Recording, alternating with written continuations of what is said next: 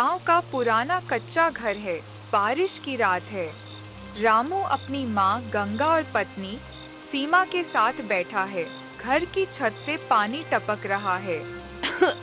रामू बेटा, ये छत तो हर साल और कमजोर होती जा रही है। मैंने तुझे कितनी बार कहा कि इस छत को ठीक करवा ले। माँ कहाँ से कराऊं ठीक? मेरे पास तो खेत में काम करने लायक बैल भी नहीं बचे। हर बार सोचता हूँ कुछ अच्छा होगा, लेकिन हमेशा किस्मत मुझे धोखा दे देती है। रामू, किस्मत को दोष मत दो। मेहनत से सब कुछ बदल सकता है, किस्मत भी। नहीं सीमा, मेहनत से सब कुछ नहीं बदलता। अगर मेहनत से सब कुछ बदल सकता तो आज मैं गांव का सबसे अमीर आदमी होता। सुबह से शाम तक पसीना बहाता हूँ, लेकिन कुछ नहीं मिलता।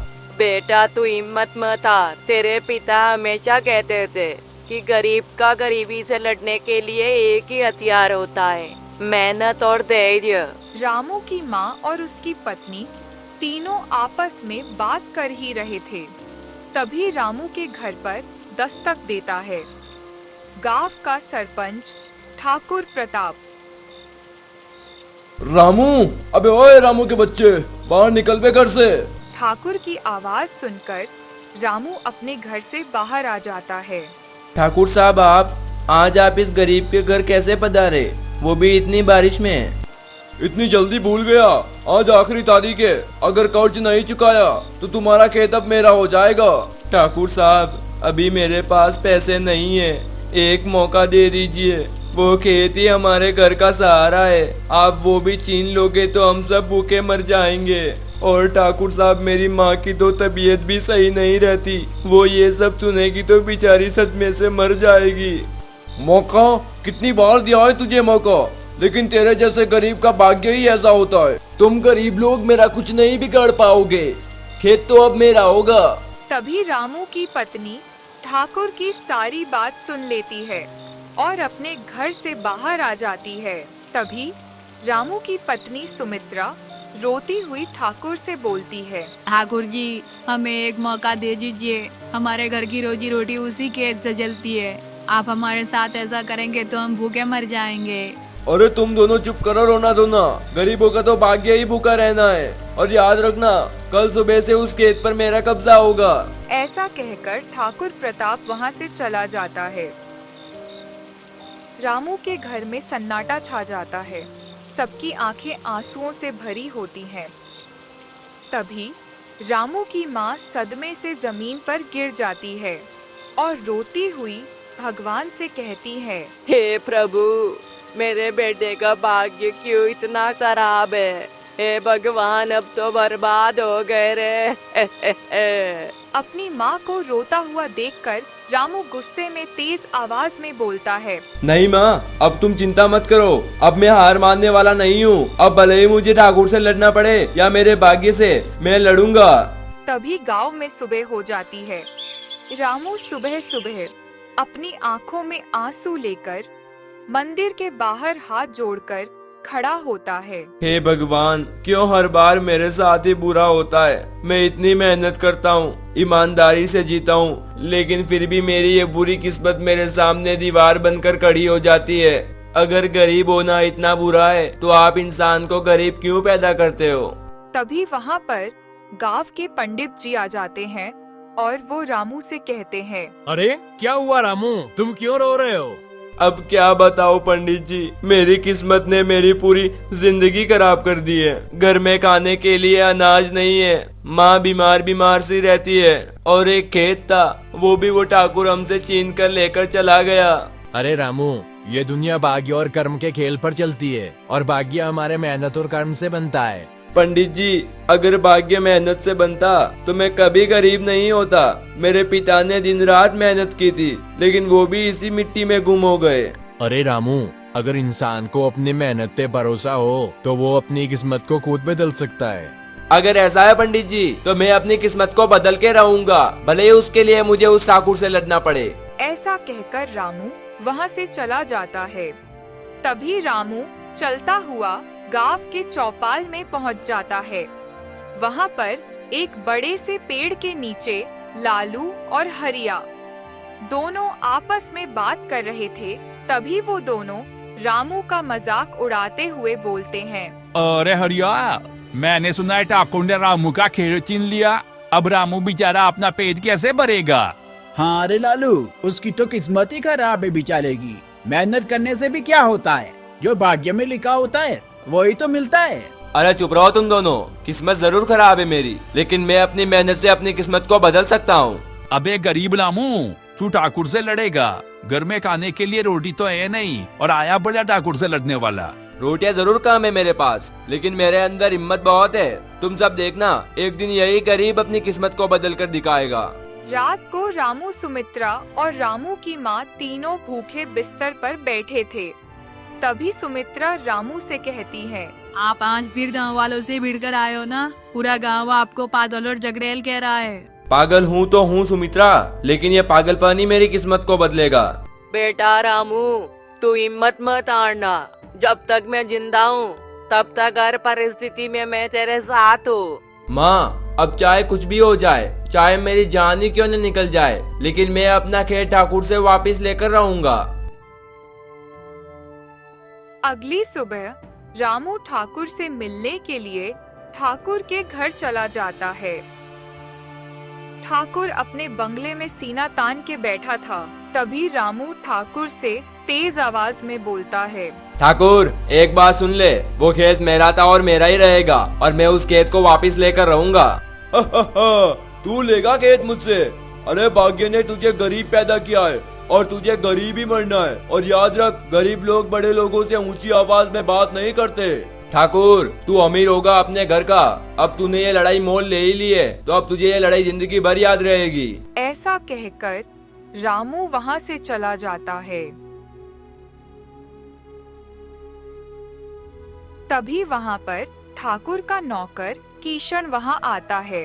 तभी किशन ठाकुर से कहता है, ठाकुर जी, वो मेरी पगार इस महीने की बाकी है, वो मुझे दे दीजिए। कैसी पगार? कोई पगार वगार नहीं है यहाँ पर।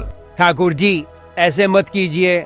2 साल से आपने मेरी पगार नहीं दी। आप ऐसे करेंगे तो मेरा घर का गुजारा कैसे चलेगा? आप ऐसा करेंगे तो मुझे आपके यहाँ से नौकरी छोड़नी पड़ेगी। अबे नौकर, ऊंची आवाज में बात मत कर। नौकर है, नौकर की औकात में रहे, और अगर नौकरी छोड़ने की बात की तो तुझे ये गांव छोड़कर जाना पड़ेगा। ठाकुर की डांट सुनकर किशन चुप हो जाता है। रात को रामू अपने घर के बाहर अपनी चौखट पर उदास बैठा था। तभी सुमित्रा रामू से कहती है, रामू, सब लोग कह रहे हैं कि तुम ठाकुर से लड़कर आए हो। मुझे डर है कि कहीं वो तुम्हें नुकसान न पहुंचा दे। सुमित्रा, अब जो होगा देखा जाएगा। अगर ठाकुर से नहीं लड़ा तो भूखा मर जाऊंगा। इससे अच्छा तो मैं लड़कर ही मरूं।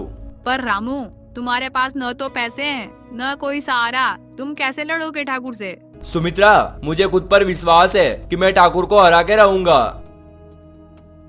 अगली सुबह रामू की माँ की तबीयत बहुत खराब हो जाती है। वो अपनी जिंदगी की आखिरी सांसें गिन रही थी। माँ, क्या हुआ तुझे? बेटा, शायद अब मैं ज्यादा दिन ना जी पाऊँ, लेकिन तू हार मत मानना। अपना खेत वापिस लेना है तुझे।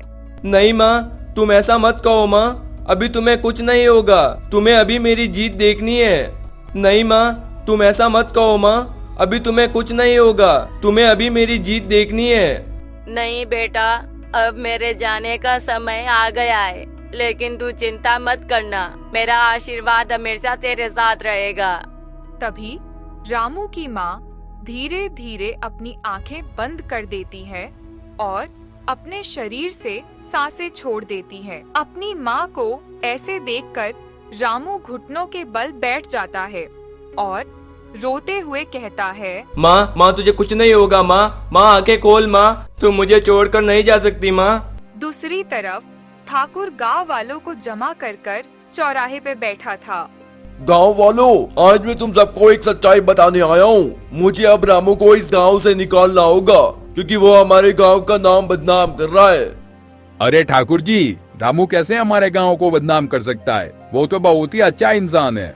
रामू, वो भी अच्छा इंसान? अरे गांव वालों को पागल बना रहा है वो। कल खुद मैंने उसको अपने खेत से अनाज चोरी करते हुए पकड़ा है। क्या चोरी? वो भी रामू ने की? ऐसा नहीं हो सकता। सारे गांव वाले बात कर ही रहे थे। तभी रामू चौराहे में आ जाता है ये सब झूठ है, मैंने कोई चोरी नहीं की। ठाकुर मेरी इज्जत को मिट्टी में मिलाना चाहता है और मुझे गांव से बाहर निकालना चाहता है। मेरे को तो पहले से ही पता था कि ये रामू चोर है। अब कुछ ना कुछ तो करेगा ना बेचारा पेट भरने के लिए, इसलिए चोरी कर ली इसने। रामू, मुझे तुमसे ये उम्मीद नहीं थी कि तुम अपना पेट भरने के लिए चोरी करोगे। गांव वालों, मैं कसम खाता हूँ, मैंने कोई चोरी नहीं की। तभी वहाँ पर ठाकुर के आदमी रामू के घर से अनाज की बोरियां लेकर आ जाते हैं। तभी सरपंच गुस्से में रामू से कहता है, रामू, तुम तो कह रहे थे ना कि तुमने चोरी नहीं की, तो ये क्या है? ये अनाज की बोरियां मेरे आदमी तुम्हारे घर से लेकर आए।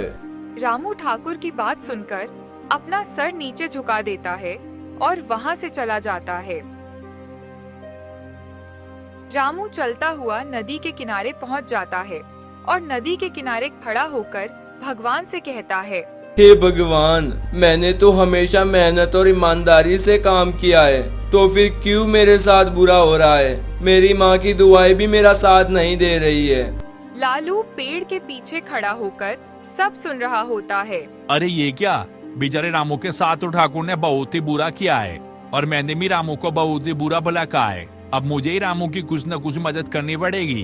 तभी लालू चलता हुआ रामू के पास चला जाता है और रामू से ठाकुर को हराने की पूरी प्लानिंग बता देता है। तभी रामू और लालू दोनों सारे गांव वालों को जमा कर देते हैं। तभी रामू ठाकुर से गुस्से में कहता है, ठाकुर, तूने मुझ पर चोर का इल्जाम लगाकर मुझे फंसाया है। आज मैं तेरा सच सबके सामने लाकर रहूंगा। अबे तू गरीब रामू, तू मेरी पोल खोलेगा? क्या पोल खोलेगा, जरा बता। ठाकुर, तूने ही अपने आदमियों से मेरे घर पर अनाज की बोरियां रखवाई थी ना, और फिर झूठा नाम दे दिया मेरा। ये क्या बोल रहा है तू? मैंने तेरे घर पर बोरियां रखवाई थी, तू खुद चोर है और मेरा झूठा नाम ले रहा है। तभी लालू ठाकुर से कहता है, क्यों झूठ बोल रहे हो ठाकुर जी? आपने तो कहा था मुझे कि बोरिया रामू के घर पर रख दो, तो मैंने रख दी। अबे मैंने तुझे कब कहा बे? तू भी इसके साथ झूठ बोल रहा है। झूठ मत बोलिए ठाकुर जी, आपने ही तो कहा था। अबे चुप हो जा 1.5 फुट। मैंने तुझे नहीं, मेरे आदमियों को कहा था बोरिया रामू के घर पर रखने को। ठाकुर लालू की बातों में आकर अपनी सच्चाई गांव वालों के सामने उगल देता है। तभी काका गुस्से से ठाकुर से कहते हैं, ठाकुर, तूने हम सबसे झूठ बोला और बेचारे रामू को भी चोरी के इल्जाम में फंसाया। अब तुझे हम छोड़ेंगे नहीं।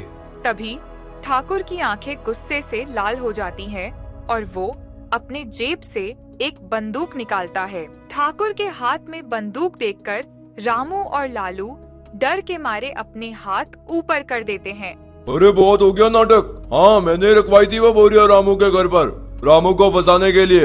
लेकिन अब अगर कोई अपनी जगह से हिला तो उसे मैं गोली से उड़ा दूंगा। और सबसे पहले तो मैं इस रामू को उड़ाऊंगा और उसके बाद इस 1.5 फुटिये को। ठाकुर रामू से झगड़ ही रहा था, तभी पीछे से ठाकुर का नौकर किशन गुस्से में ठाकुर के पीछे आता है और जोर से ठाकुर के सर पे डंडा मारता है। ठाकुर जमीन पर गिर जाता है। रामू और लालू दोनों हक्के बक्के रे जाते हैं। तभी काका गुस्से में कहते हैं, किशन, अच्छा किया तूने इसको मारकर, और मार इस ठाकुर को।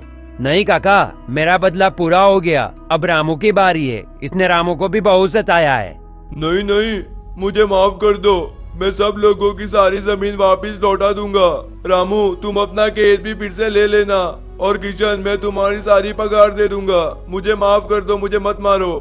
ठाकुर रामू का खेत वापिस रामू को लौटा देता है और ठाकुर ने जो रामू के पिताजी से खेत चिने थे वो भी रामू को वापिस लौटा देता है। इसी तरह रामू ने अपने साहस और मेहनत से अपना भाग्य खुद बदल दिया।